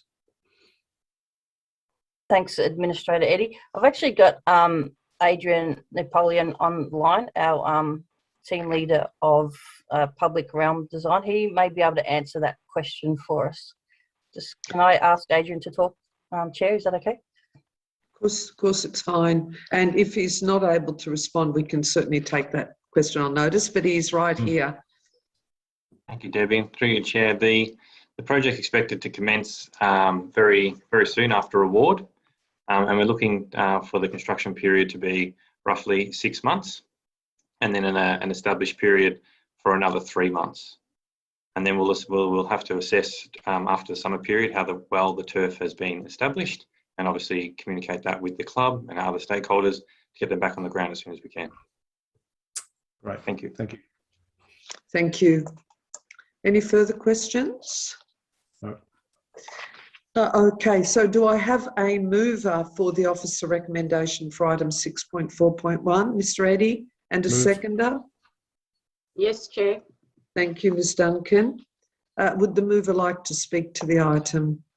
Just very briefly, Chair, this is a good news story. Very exciting, and I'm sure the football and the cricket community in the Doreen area are very excited, or will be very excited to hear about this, and that it's only 6 to 9 months away. I just hope within that 6 to 9 months, community sport can be happening again. Fingers crossed.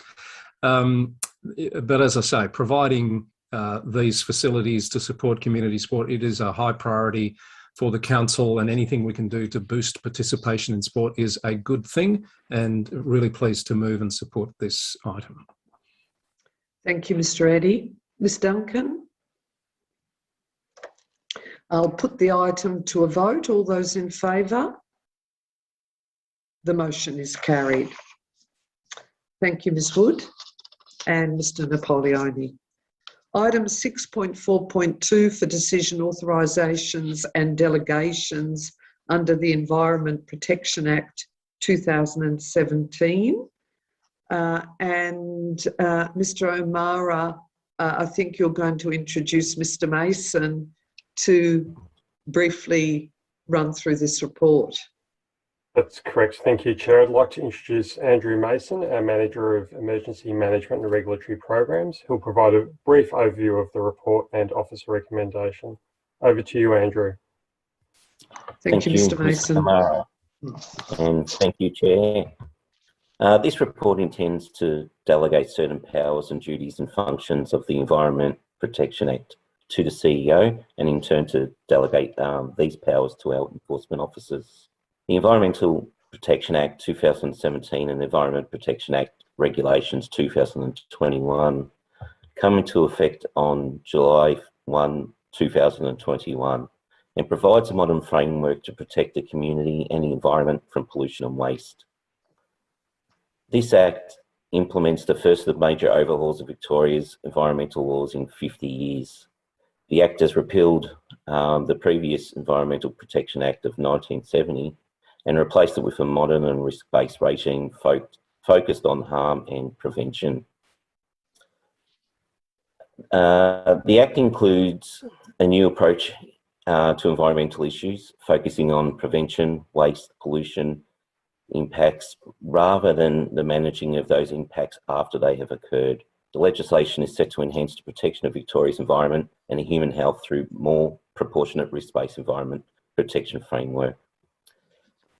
Due to these changes, there has been significant change in the way Council will be authorised to regulate wastewater management systems and residential construction noise, also including demolition noise. It's now intended that enforcement staff take actions against these matters as an offence against the general environmental duties. Therefore, the EPA has created a new instrument of delegations. The general environmental duties is similar to the requirements under the Occupational Health and Safety Act, where we are now to be proactive rather than reactive. in our operations or our enforcement or the identification of environmental issues. Officers' recommendations resolve that Council resolves that we delegate the positions referred to in the attached instrument to this report, that the Chief Officer, the powers, duties and functions set out in the instrument to the Chief Officer, and in particular noting that once we delegate these powers to the Chief Officer, it is a remaking of the instrument of delegation to the CEO as well, which will also capture any other changes in any other acts moving forward.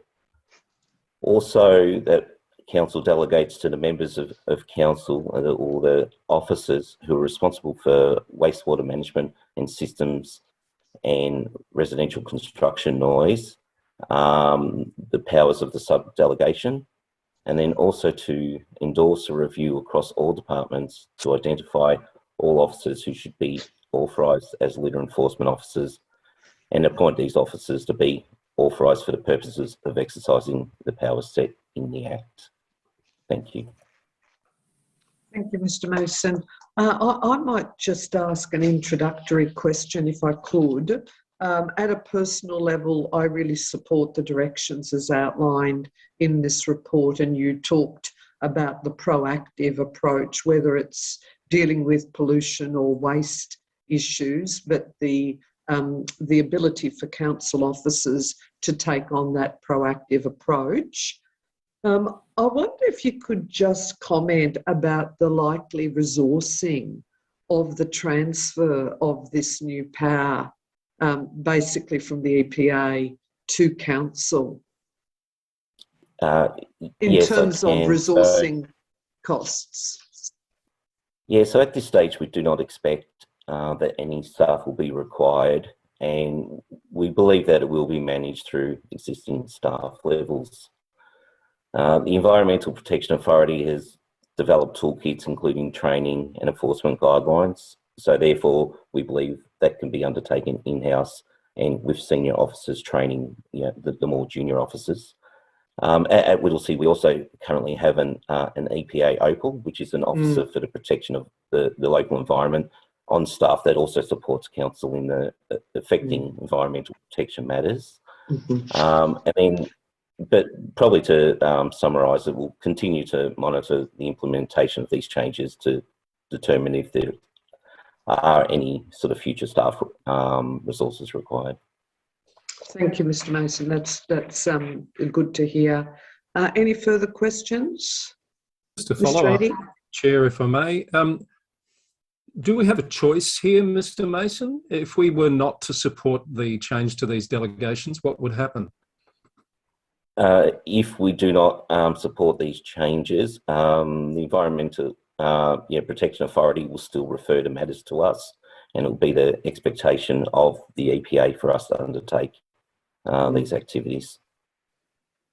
Which in turn we could not undertake unless we've been officially delegated, have the official delegations. Mr. Lloyd?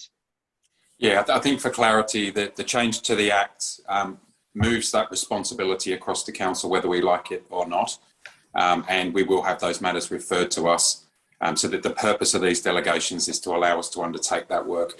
Just further to Mr. Mason's comments, this will come at some cost to council. The quantity of that cost is not yet known, but we'll work through that as we see what the volume of work is. But it's something that we, unfortunately, this is the change that's been made in the Act. And something important to monitor. Mr. Eddy? If I may just foreshadow or flag a request that after an appropriate period of time we receive a report back on the impact of these changes. It doesn't sound like we've got much choice but to support this recommendation this evening, but interesting to see whether it ultimately is a cost shift or not. Mr. Eddy, are you proposing that you move the officer recommendation for item 6.4.2 with an additional part? Yes, I think so. With an additional part that we receive a report, I'd take some guidance on the appropriate time period, whether it's 6 months, 12 months, on the impact of these changes on resourcing for the council. Mr. O'Mara? Yes, Administrator Eddie, I'd suggest 12 months so we can see the full, sort of seasonal highs and lows of some of these different activities that we'll be monitoring. So I think 12 months is an appropriate time frame.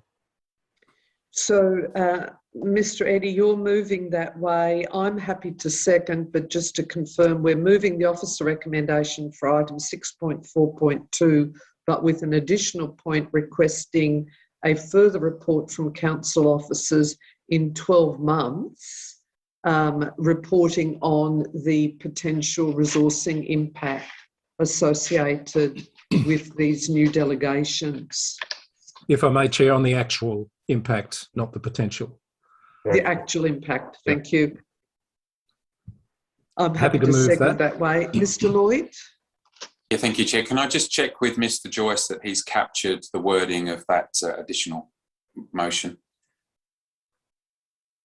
Yes, I've written that down, but hoping that our administration officer may be able to, governance officer may be able to put that onto the screen. If it's captured, and we can just confirm that's correct.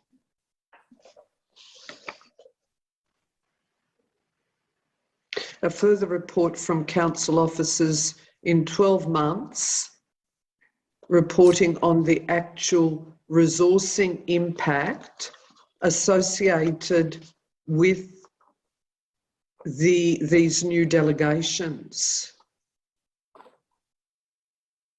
Mr. Lloyd? Can I just suggest, for the purposes of clarity, that we start that sentence with a further report from council officers to council, to be presented to council. Yeah, thank you. Thank you.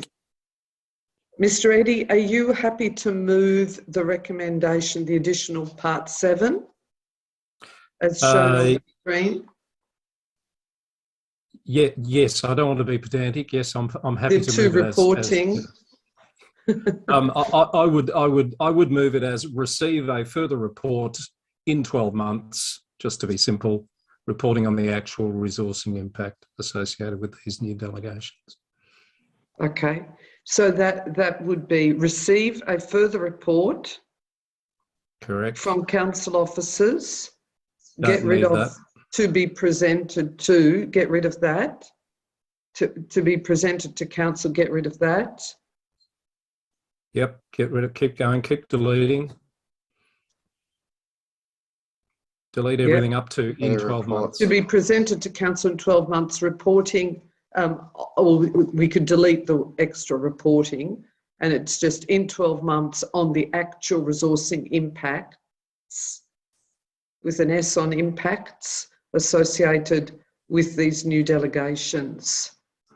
Happy with that. Mr. Eddie, you happy to move as shown? Yes, I am. The new part 7, thank you, and I'm happy to second it. Would you like to speak to the item further, Mr. Eddie? Look, I think we made our views clear on this. Just to summarise, we don't really have an option here, and I'm not suggesting that we wouldn't comply with the direction. It's an appropriate thing to do, but I do think we need to be fully cognisant of the impact that these changes have on resourcing for the council, noting that it's not just us, every council in the state will be impacted by this. So I look forward to hearing back in 12 months on how that's gone. Thank you, Mr. Eddie. Any further comments? No. I'll now put the item to a vote. All those in favour? The motion is carried. Thank you. Thank you, Mr. Mason. Item 6.5.1 for noting unconfirmed minutes of Audit and Risk Committee meeting. Mr. Joyce, were you going to introduce this particular report or? Yes, thank you, Chair. The Audit and Risk Committee is an independent advisory committee which consists of 2 administrative representatives and 3 independent members. They meet at least 4 times per year to consider items relating to risk assurance, audit and financial matters. The last meeting was held on the 19th of August 2021 and the minutes have been attached to be noted by Council. The main items on the agenda discussed, because it was the end of the financial year report as well, there was the financial statements and the performance statements for the year ended 30th of June 2021, which will actually be separately taken to Council in the next agenda item. There was the internal audit reports, the external audit reports, including the closing report for the year ended from VAGO and the final management letter, as well as the standard reports on policies and risk management. It was noted that it was the final meeting for the independent member, Mr. Michael Ulbrich, who'd been a member of the committee for 10 years. And under the terms of reference, committee members can only remain part of the committee for a maximum of 3 terms.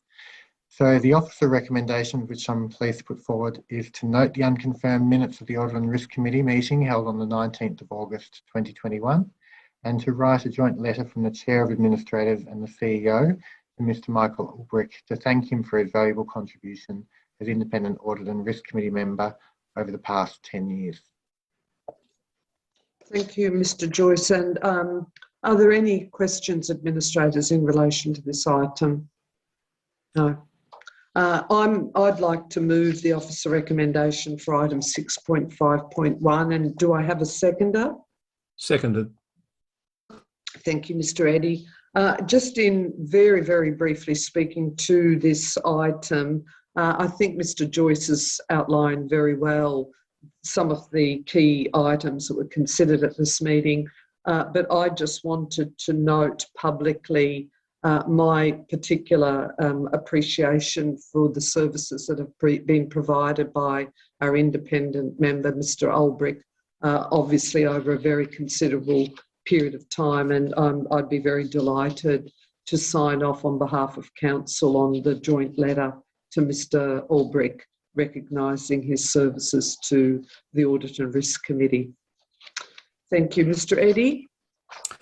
Support those comments. Would simply add that the last meeting of the Audit and Risk Committee was my first as an actual member and delegate of the Council to that committee, and I just want to say how impressed I am with the value that the independent members bring to the risk and assurance processes for the Council.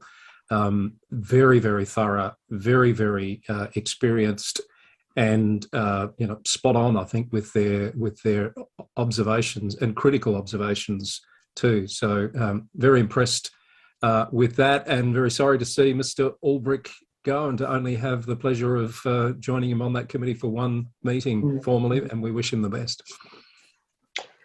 Thank you, Mr. Eddy. I'll now put the item to a vote. All those in favour? The motion is carried. Thank you, Mr. Joyce. Item 6.5.2 for decision certification of 2020-21 financial statements and performance statement. And I'll ask Ms. Montalti, Director Corporate Services, to introduce this item.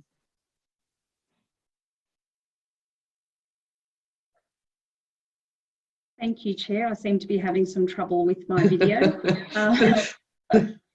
But I would like to introduce Council's Chief Financial Officer, Mark Montague, who will provide an overview of this report. Thank you. Mr. Montague, over to you. Thank you, and good evening, Council, and everyone watching at home. So through the Chair, the purpose of the report is to present to Council the 2020-21 annual financial statements and performance statement for adoption in principle. The financial statements were prepared and audited by Council's audit service provider, RSD, on behalf of the Victorian Auditor General's Office, and as we've heard, were presented and reviewed at the Audit and Risk Committee meeting on the 19th of August with the recommendation from that meeting to Council to endorse the financial statements for signing. Subsequent to this meeting, Council were advised that the financial statements and performance statement have been cleared by the Victorian Auditor General's Office and are now fine to be signed, with the Auditor General's Office expecting to express an unqualified opinion on the financial statements and performance statement. I'll talk briefly to Council's financial performance for the year, which was sound in what has been another trying year for both Council and our community. Council recorded an accounting surplus from operations of $137.6 million.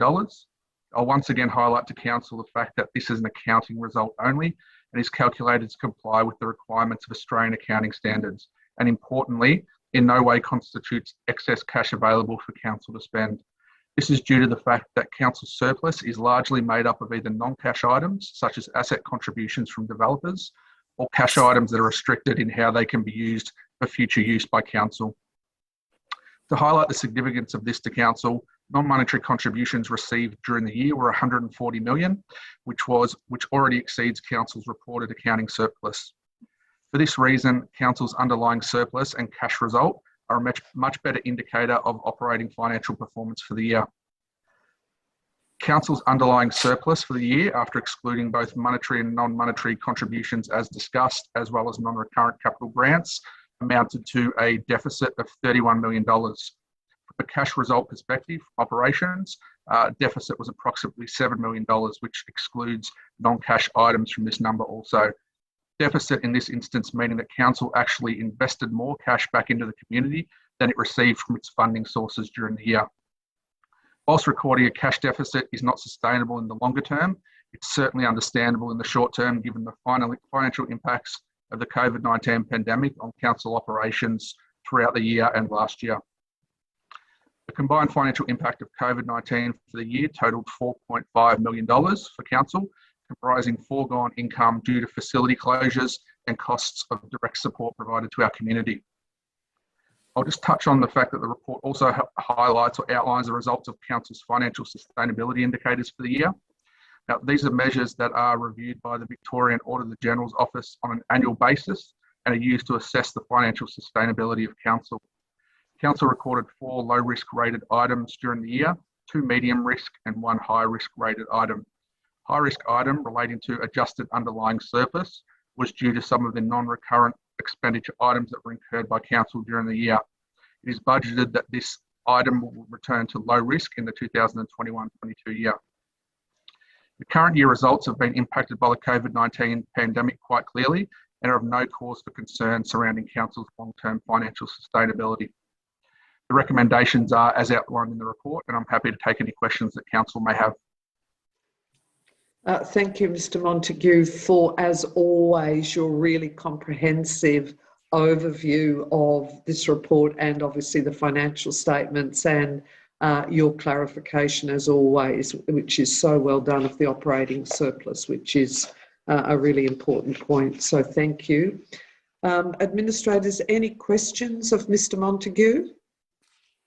Yes, Chair. I just have one. Look, I know Mr. Montague mentioned this, but just to be sure and for clarity, anyone reading the report seeing the adjusted underlying result with a red rating and 12.9% in the negative, just to be really clear, Mr. Montague, this is not something we should be concerned about, and it's not something that the Auditor General has raised any concerns with you about.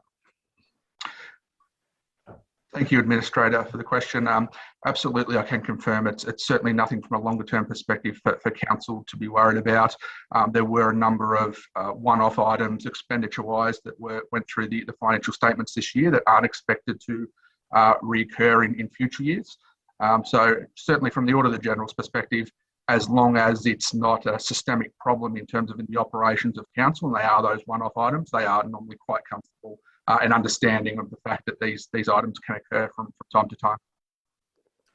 And is it fair to say that the bulk of that is related to what we've needed to do to support the community through COVID-19?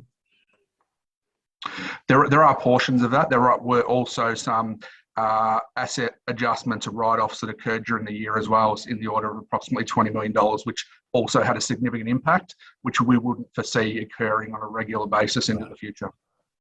Okay, thank you. Any further questions on this item? No? Do I have a mover for the officer recommendation for item 6.5.2? I'll move that, Chair. Thank you, Mr. Eddy. I'm happy to second it. And Mr. Eddy, would you like to speak to it? Only very briefly, just to underscore what we've just heard from Mr. Montague. The council's in a sound financial position.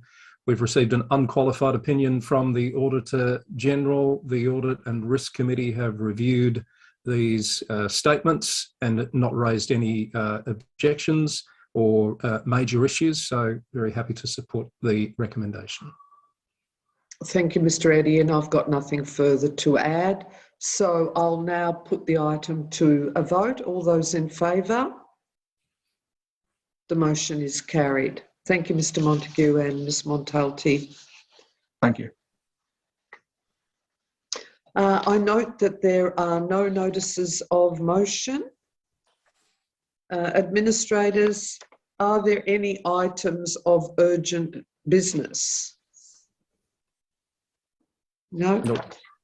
Any questions to council officers? No. No. Thank you. We might then move to reports of council representatives and the CEO update.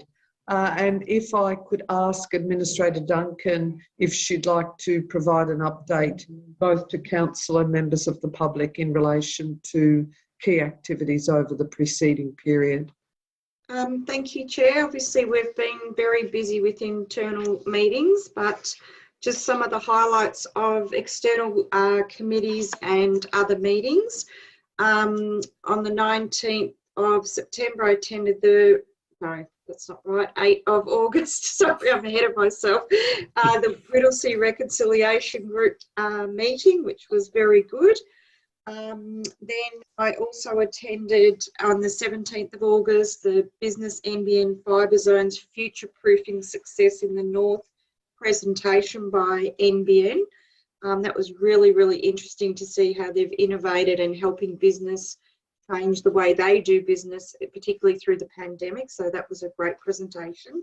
I was absolutely delighted to join you, Chair, for 6 citizenship ceremonies which we held online, and just congratulations to all of those people that took the oath on that night. It was always a great event.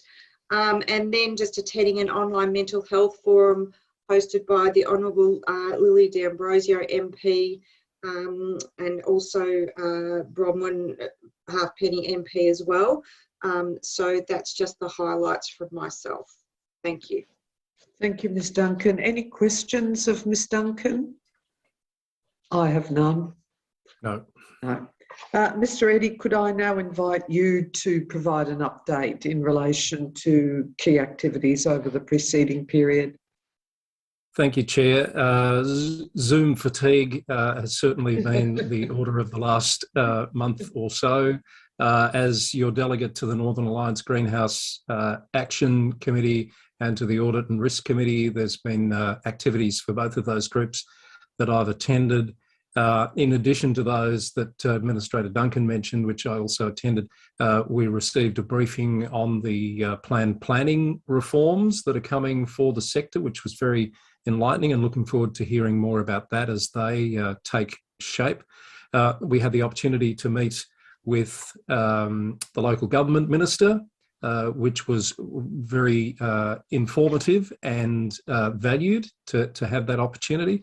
And on your behalf, Chair, I attended a briefing from the Department of Justice on the decriminalisation of sex work in Victoria, which was, again, a very enlightening session. There are some implications for the local government sector that I don't think are yet fully understood.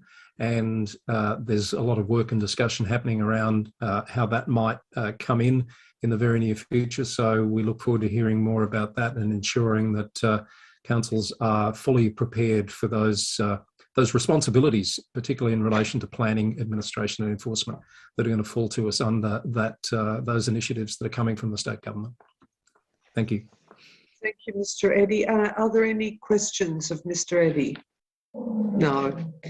Could I then, just given the very late hour, just make a few brief comments, because obviously a number of the things that I attended have already been discussed, but some key highlights for myself were attendance at the Whittlesea Community Connections Board Subcommittee, a subcommittee of the Yarra Plenty Regional Library Board, a board meeting for the Whittlesea Community Connections, an Audit and Risk Committee subcommittee and the Audit and Risk Committee alongside Mr Eddy, the Yarra Plenty Regional Library Board meeting, and also with the CEO, the Interface Councils Group. And I also attended the various briefings that have already been mentioned by my colleagues, namely with the Department of Environment, Land, Water and Planning regarding planning reform, the business NBN fibre zones. Ms Duncan already mentioned the citizenship ceremonies that we held online, and we're about to continue to resolve that issue with our current backlog. The Mental Health Forum with Minister Lily D'Ambrosio, and also the meeting with the Minister for Local Government, Mr Sean Leon. And I'm happy to respond to any questions from my colleagues if there are any. No. On that note, then I'll invite our CEO to also provide an update on any key issues over the past month. Thank you, Chair. Just a few issues, and I wanted to first of all just provide an update on the current COVID situation as it stands in the city. So we're sitting at 74 active cases in the municipality as of today, which is the 6th highest number of cases of any municipality in the state. Disappointingly though, we also have the 3rd lowest vaccination rate of any municipality in the state. So the state is now sitting at 60.8% of the community having been vaccinated, and obviously the big aim is to get to the magic 70% and 80%. In the city of Whittlesea, we're sitting below 50% at 49.8%, and that figure is even lower in Laylaw, Epping and Thomastown. So just a real encouragement for people in those communities to please book in. If you try and book at the moment, you may find that you're waiting a couple of weeks, but we're advised that there's plenty of vaccine on the way, so please get a date booked in as soon as you can. And again, just an appeal for people to follow the Chief Health Officer's advice. Please make sure you're using the QR codes, wearing masks and following those directions. We're seeing quite low levels of compliance in some areas of the municipality. And if we want to get on top of these cases and ultimately start opening up again, we really need to try and keep those numbers down. I'm really pleased and a big shout out to our staff. We've now conducted just over 10,000 business support visits. So that's council staff going out to businesses in our community to support them to make sure that they understand the COVID requirements. I've seen examples myself face to face of our staff helping businesses print out QR codes, helping them fill out COVID safe plans. It's an extraordinary effort, so a big thank you to our staff that have taken part in that. And also a big shout out to the Northern Health and DPV Health, as well as Whittlesea Community Connections and a whole range of other community groups. Northern Health and DPV Health are running vaccine centres. The Northern Health are running a major COVID ward at the Northern Hospital in Epping. And also DPV have also been operating with Northern Health at a number of testing centres as well. And they're working extended hours and doing a very good job. So a big shout out to those people as well. On a different topic, Council's community plan is still publicly available for comment. That consultation period runs through to the 20th of September. And just encouraging anyone that hasn't had a chance to have a look at that to do so. It is the most important plan that this council will sign off in its 4-year term, and it sets the agenda for council for the next 4 years. So you can have a look at that by going to engage.whittlesea.vic.gov.au and making your submission there. We're making very good progress despite all of the restrictions and the impact on the building industry with some of our capital works programs. The park and playground upgrades have now started at Darrabin Creek in Epping. We're making very good progress on the War Memorial Works in High Street in Thomastown. I had a chance to look at that a few weeks ago and that's coming on very well. The Mill Park Basketball Stadium, all through August, demolition and service works were completed and that project is progressing very well.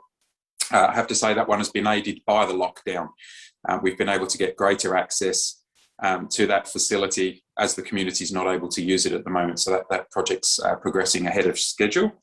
And we're in the final stages of the redevelopment of McLean's Road Kindergarten in Bundoora as well. So a lot of major projects there that are well underway. And the final item just to cover is the Whittlesea Community Awards are still open for nominations. They run through until the 1st of October. Just encourage anyone that is a member of a community group, that knows someone that's put a lot of effort in. They might be long-standing members of committees. There might be individuals who've worked incredibly hard for our community. This is their chance for us as a collective community to provide them some recognition. Again, you can do that through Council's website. Thank you, Chair. Thank you, Mr. Lloyd. If I could just make a couple of comments in response. I think it was a comprehensive overview you provided on a number of really important issues. It would be remiss of me not to comment also on our relatively low vaccination rate, and also to encourage anyone who can to get vaccinated, but also just to say that apart from the fact that we have PRAC, which is managed through Northern Health for mass vaccination, we're looking all the time at any other initiatives that we can implement at a local level for whether it's pop-up sites for vaccination. And I'd echo your comments, Mr. Lloyd, about really encouraging the use of QR codes and the wearing of masks at all times. Can I also congratulate our staff? They're quite compelling figures in relation to business support. And I know that you and teams of staff have been out and about continuously supporting all of the pandemic efforts, and staff from right across the organisation. So thank you for all your efforts, and I'll throw over to my administrative colleagues as to whether there's any further questions or comments that they'd like to make. Nothing to add, Chair. No, Chair. Thank you. Could I just note that all of those verbal reports will actually be documented in the minutes, so thank you. Administrators, I require a motion now to close the meeting to the public under section 66(2) of the Local Government Act 2020 for consideration of confidential items. Item 11.2.1 for decision, update on assessment and financial analysis of the Epping Animal Welfare Facility. Do I have a mover to close the meeting for consideration of confidential items? Yes, Chair. Thank you, Administrator Duncan, and thank you, Administrator Eddy. I'll now put the item to a vote. All those in favour? The motion is carried. So that brings us to the end of the open meeting, and therefore I declare the open meeting closed. Thank you.